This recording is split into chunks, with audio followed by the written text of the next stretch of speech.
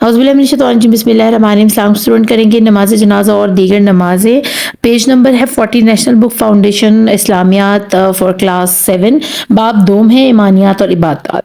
अभी चलते हैं, रीडिंग करते हैं। हज़रत मोहम्मद रसूलुल्लाह ख़ातमुन नबीय्यीन सल्लल्लाहु अलैहि वसल्लम ने फ़र्ज़ नमाज़ों के अलावा जिन नमाज़ों की भी तालीम दी है इनमें नमाज जनाजा फ़र्ज़ कफ़ाया है, जबकि बाज़ नमाजें सुन्नत या नफल हैं। अब फ़र्ज़ कफ़ाया, फ़र्ज़ ऐन का क्या मतलब है? फ़र्ज़ ऐन में ये है कि हमारे ऊपर 5 नमाज़ें अल्लाह ने फ़र्ज़ की हैं, आप नहीं पढ़ते आपको गुनाह होगा ही होगा, ठीक है। और फ़र्ज़ कफ़ाया से मुराद ये है कि ऐसी नमाज जो कि फ़र्ज़ तो है लेकिन अगर आप सारे नहीं पढ़ पाते, जैसे मुर्दे को नहलाना, ये भी फ़र्ज़ कफ़ाया में शामिल इबादत का हिस्सा है, ठीक है। अगर नहीं, अब सारे मिलकर तो नहीं नहला सकते ना, ख़ास लोग ही नहलाते हैं, उसके घर वाले होते हैं, तो उसका सवाब अगर नहीं मिलता बाकियों को तो उससे आपको गुनाह भी नहीं मिलेगा। इसी तरह जो अगर कोई फौत हो गया है और आपको कहीं ज़रूरी काम पर जाना है, तो अगर आप उसकी नमाज जनाजा नहीं पढ़ रहे हो जो कि पढ़नी चाहिए थी, तो उसमें भी आपको गुनाह नहीं होगा, ठीक है। तो इसीलिए इसको फ़र्ज़ कफ़ाया कहा जाता है। पढ़ ली तो सवाब मिलेगा, नहीं पढ़ेंगे तो गुनाह नहीं होता। लेकिन बाद नमाजें ऐसी हैं जिनको सुन्नत या नफल कहा जाता है, जिनमें आप देखते हो कि हमारे इशा की नमाज के अंदर और 5 नमाज़ों के अंदर सुन्नतें मौजूद हैं, नवाफिल मौजूद हैं, क्योंकि आप सल्लल्लाहु अलैहि वसल्लम ने ये काम किया था, इसलिए वो सुन्नत अमल है, हम पढ़ के उससे सवाब हासिल करते हैं। समझ लें कि ये आपको डबल जो है ना मुनाफे वाली चीज़ आ जाती है, डबल प्रॉफिटेबल नमाजें हैं ये सुन्नत और नफल, जो कि फ़र्ज़ नमाज के सवाब को 2, 2.5, 3 गुना और बढ़ा देती हैं, ठीक है। नफली नमाज से मुराद वो नमाज है जिसका पढ़ना बायस से अजर व सवाब है, ताहम अगर कोई नफली नमाज अदा ना करे तो गुनाहगार ना होगा। फ़र्ज़ कफ़ाया की तरह नफली नमाज भी अगर आप नहीं पढ़ते तो आपको गुनाह नहीं होता, ठीक है। लेकिन आप सुन्नत में अगर ऐसे छूट चाहो तो ये गलत बात है, आप क्योंकि सुन्नत अमल है, हम आप सल्लम की उम्मत है, तो हमें सुन्नत को तर्क करना हमारे लिए अच्छा नहीं है। दुनिया में हर इंसान की ज़िंदगी तयशुदा है, वक्त मुअय्यन आने के बाद एक लम्हे की भी ताख़ीर नहीं होती। अल्लाह ताला का इरशाद है, जब इनका मुकर्रर वक्त आ जाता है तो ना वो एक घड़ी पीछे हट सकते हैं और ना वो आगे बढ़ सकते हैं। तो सबको पता है कुल्लु नफ्सिन ज़ायक़तुल मौत, यानी हर इंसान ने मौत का मज़ा चखना ही चखना है, ठीक है। आप इससे बच नहीं सकते हो। जैसे आपका खाना ज़रूरी है, पीना ज़रूरी है, सांस लेना ज़रूरी है, इसी तरह आपका मरना भी ज़रूरी है। एक ख़ास मुद्दत तक अल्लाह ने आपको ज़िंदगी दी है इस दुनिया में, उसके बाद आपने जाने जाना है। और ये सोच इंसान अगर सोच ले तो वो कभी भी बुरे काम ना करे, उसको पता हो कि मैंने एक दिन अल्लाह के हुजूर पेश होना है। लिहाजा जब किसी का मुकर्रर वक्त आ जाता है फिर इसे अल्लाह ताला हरगिज़ मोहलत नहीं देता, यानी आपको फिर ये टाइम नहीं मिलता कि अल्लाह मियाँ हमें 10 मिनट दे दें, हमें फ़लाना काम रह गया था हमारा, हम वो कर ले, तो वो वाला सीन नहीं है। आपसे आपका इख्तियार छीन लिया जाता है। आप सुन रहे होते हो, आपको आवाज़ें आ रही होती हैं, लेकिन आप कुछ कर नहीं पाते, अपना हाथ पाँव नहीं हिला पाते। हर शख्स को अपने वक्त पर मौत का मज़ा चखना पड़ता है। मैयत की मग़फ़िरत के लिए जो नमाज पढ़ी जाती है इसे नमाज जनाजा कहते हैं। अब नमाज जनाजा का अगर मफ़हूम मानी की बात की जाए तो ये वो नमाज है जो कि मर जाने वाले की बख्शिश के लिए पढ़ी जाती है, ठीक है ना, उससे उसको सवाब मिलता है, क्योंकि वो खुद तो पढ़ नहीं सकता, तो इसलिए उसके लिए हम लोग उसके अजीज़ व क़ारिब, उसके दोस्त, उसके पड़ोसी सब मिलकर उसके लिए दुआ मग़फ़िरत के लिए ये नमाज पढ़ते हैं। नमाज जनाजा मैयत को दफनाने से पहले पढ़ी जाती है। नमाज जनाजा में रुकू और सजदा नहीं बल्कि सिर्फ क़याम, तकबीर और दुआ है। अब आपने ये याद रखना है कि ना घुटनों के ऊपर झुकना है यानी रुकू करना है, और ना ही सजदा करना है, क्योंकि मैयत को सजदा नहीं किया जाता, सजदा सिर्फ अल्लाह की ज़ात को है।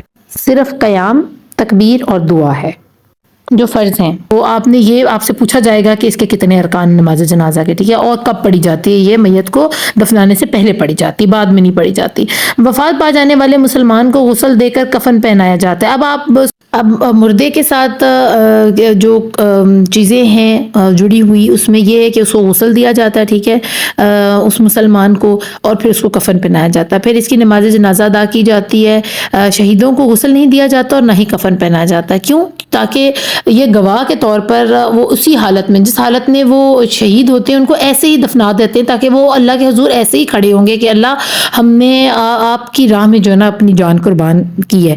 इन्हें इसी लिबास में ही दफन कर दिया। नबी करीम सल्लल्लाहु अलैहि वसल्लम की सुन्नत के मुताबिक नमाज जनाजा खुले मैदान या जनाज़गाह में अदा की जाती है। और आपसे ये भी पूछा जा सकता है कि नमाज जनाजा जो है उसका सुन्नत अमल क्या है। वो ये है कि आप खुले मैदान या जनाज़गाह में जाकर नमाज जनाजा को अदा करें, यानी तंग जगह ना हो। نماز جنازہ کی اہمیت. نماز جنازہ فرض کفایہ ہے. فرض کفایہ سے مراد یہ ہے کہ سب لوگوں کا نماز جنازہ پڑھنا فرض نہیں ہے. اگر علاقے کے چند لوگ بھی پڑھ لیں تو سب کا فرض ادا ہو جائے گا.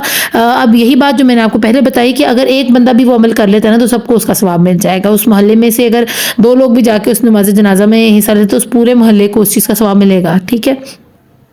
لیکن جس قدر بھی زیادہ آدمی ہوں اس قدر میت کے حق میں اچھا ہے. لیکن اگر آپ سب چلے جاتے ہو تو اس میں آپ کا تو فائدہ ہو ہی رہا ہے لیکن اس میں میت کو بہت فائدہ پہنچ رہا ہے, کیونکہ یہ نہیں پتا کہ اس جنازے کی نماز میں پتہ نہیں کس کے عمل سے اس مردے کی بخشش ہو جائے. اور ایسے بڑی دفعہ ہم نے دیکھا ہے کہ کوئی ایسا نیک انسان اس نماز جنازہ میں شریک ہوتا ہے جس کی دعا کرنے سے اللہ پاک میت کی بخشش فرما دیتے ہیں.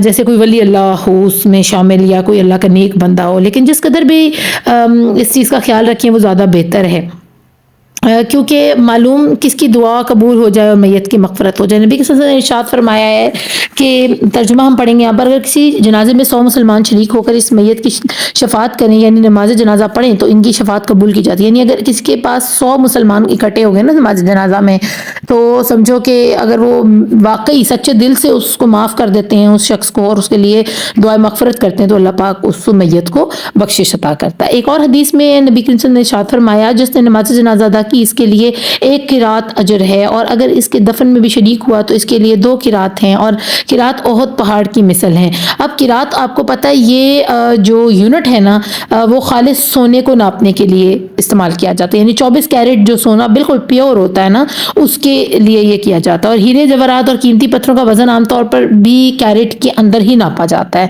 تو آپ حساب لگا لو کہ آپ کو اللہ پاک سونے کی قیمت یا قیمتی موتیوں یا قیمتی ہیرے کے برابر آپ کو اس کا اجر ادا کر رہے ہیں. ٹھیک ہے نا. اور یہ احد پہاڑ جو ہے نا اس کی مثال اس لیے دی جا رہی ہے کیونکہ یہ ہے ہی سونے کا. ایک دفعہ آپ صلی اللہ علیہ وسلم کو چند اشرفیوں کی ضرورت تھی, شاید 2 یا 3 اشرفیاں تھیں, مجھے ایکوریٹ نمبر یاد نہیں ہے. تو آپ صلی اللہ علیہ وسلم نے فرمایا تھا کسی صحابی کو کہ اگر یہ جو سامنے احد کا پہاڑ اگر سونے کا ہو جائے نا تو میں اس میں سے صرف 3 اشرفیاں ہی لینا چاہوں گا.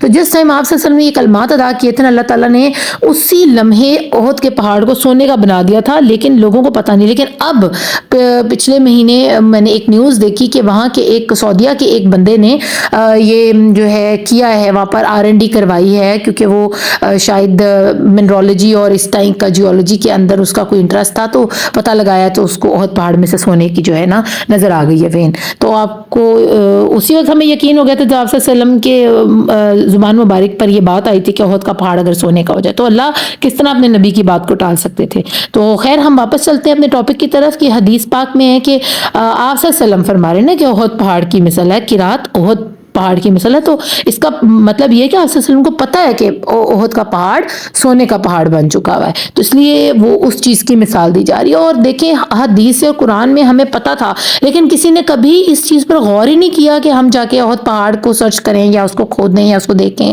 اب دیکھیں اس بندے نے کھودا ہے تو اس کو نکل آیا وہاں سے اس کے لیے سونا. نماز جنازہ کا طریقہ. نماز جنازہ کا طریقہ یہ ہے کہ میت امام کے سامنے رکھی جاتی ہے اور باقی نمازی امام کے پیچھے صفے باندھ کر قبلہ رخ کھڑے ہو جاتے ہیں. امام اللہ اکبر کہہ کر نماز جنازہ شروع کرتا ہے. نماز جنازہ میں اللہ تعالیٰ کی حمد و ثنا بیان کی جاتی ہے, حضور صلی اللہ علیہ وسلم پر درود بھیجا جاتا ہے اور میت کے لیے بخشش کی دعا مانگی جاتی ہے.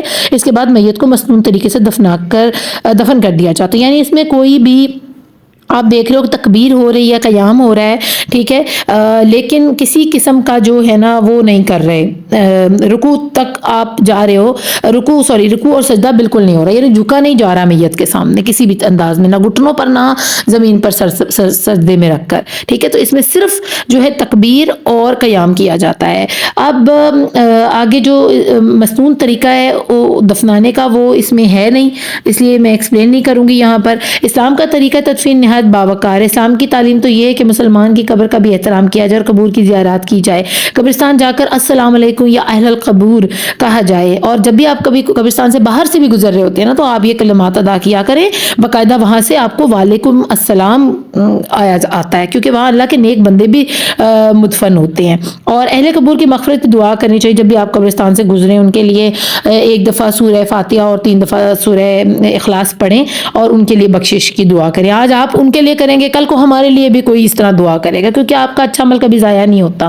نیز قبر پر بیٹھنے اور اس کی طرف رخ کر کے نماز پڑھنے سے منع کیا گیا ہے. اب قبر کے اوپر بیٹھنا منع ہے, ٹھیک ہے نا, آپ جا کر کھڑے ہوں ضرور اپنے عزیز و اقارب کی قبروں پر, یا دادا دادی کی, یا جن کے پیرنٹس نہیں رہے وہ اگر اپنے ماں باپ کی قبروں پر جاتے تو وہاں بیٹھنا ممنون ہے, بیٹھنا نہیں ہے آپ نے, بس کھڑے ہو کر ان کے لیے دعا کرنی ہے اور وہاں سے ہٹ جانا ہے, ٹھیک ہے, اور اس طرف رخ کر کے نماز نہیں پڑھنی.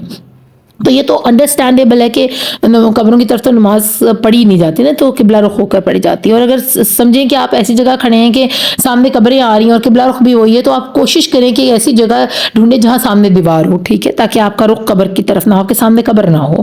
ایک حدیث میں ہے کہ قبور کی زیارات کیا کرو, اس سے دنیا سے بے رغبتی اور آخرت کی یاد پیدا ہوتی ہے. آپ صلی اللہ علیہ وسلم نے ویسے بھی حدیث بیان کی, ضروری نہیں کہ بندہ عزیز و اقارب کے لیے قبرستان جائے, کبھی کبھی ویسے بھی قبرستان کے پاس سے گزرے, تاکہ آپ کو اپنی فکر ہو, آپ کو پتہ ہو یہ دنیا جو ہے نا فانی, اور یہاں ساری زندگی نہیں رہنا ہم نے, اور آپ کو آخرت سے محبت ہو, تاکہ آپ کو پتہ ہو کہ ہماری جو آخری زندگی ہونی ہے, جہاں موت کو موت اللہ نے دے دینی ہے, اور ہمیں جو وہ زندگی ملنی ہے وہ ہمیشہ ہمیشہ کے لیے ہونی ہے.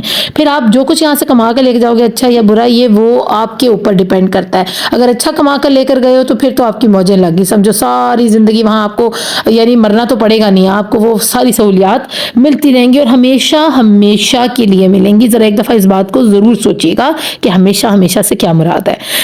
معاشرتی اہمیت, نماز جنازہ جہاں ہمارے دین کا ایک انتہائی اہم جز ہے, وہیں اس کی ہماری معاشرتی زندگی میں بہت اہمیت ہے. نماز جنازہ جو ہے نا ہمارے دین کا ایک حصہ تو ہے ہی ہے, کہ کوئی بندہ فوت ہوتا ہے تو ایسے نہیں کہ اس کو اٹھا کے جا کے پھینک آئیں قبرستان کے اندر, اس کے لیے باقاعدہ انتظامات ہیں کہ اس کو عزت سے جا کے دفنایا جائے, اس کے لیے نماز جنازہ پڑھی جائے, اس کو نہلایا جائے, ٹھیک ہے نا. اس کے علاوہ معاشرتی زندگی میں اس کی اہمیت کس وجہ سے ہے؟ اسلام میں سنت یہ ہے کہ جب کوئی مسلمان وفات پا جائے تو ان کے اہل خانہ کی تعزیت کی جائے, ان کے غم میں شریک ہو, ان کے لیے کھانے وغیرہ کا انتظام کریں. نماز جنازہ مسلمانوں کے اجتماع کا سبب بنتی ہے, دور و نزدیک سے لوگ نماز جنازہ کے لیے اکٹھے ہوتے ہیں, تمام ذاتی رنجشیں مٹا کر لوگ ایک دوسرے کے غم میں شریک ہوتے ہیں. نماز جنازہ سے باہمی ہمدردی بھائی چارے کا درس ملتا ہے. تو آخری جو بات ہے نا معاشرتی اہمیت کی, وہ یہ ہے کہ اس میں باہمی ہمدردی ہوتی ہے, بھائی چارے کا درس ملتا ہے, ایک دوسرے کے غم میں شریک ہوتے ہیں تو رنجشیں دور ہوتی ہیں, ٹھیک ہے. اور ایک آپ یہ بھی کہہ سکتے ہو کہ جن کے گھر میں یہ اتنا بڑا نقصان ہوا ہے, وہ اپنے پیارے گواہ بیٹھے ہیں, یا پیارا ان سے دور ہو گیا, ان کا غم تھوڑا ہلکا ہو جاتا, ان کو اکیلا اکیلا پن محسوس نہیں ہوتا. 2-3 دن جو 3 دن اس کے رکھے گئے ہیں, سنت عمل ہے کہ 3 دن سے زیادہ جو ہے نا سوگ نہیں منانا چاہیے, اٹھا لینا چاہیے. تو اتنے دن کم سے کم آپ ان سے ملنے جاتے ہیں, تعزیت کرتے ہیں, ان کے اہل خانہ کو اکیلا پن محسوس نہیں ہوتا, پھر ان کے دل کا جو ہے نا درد ذرا کم ہو جاتا ہے.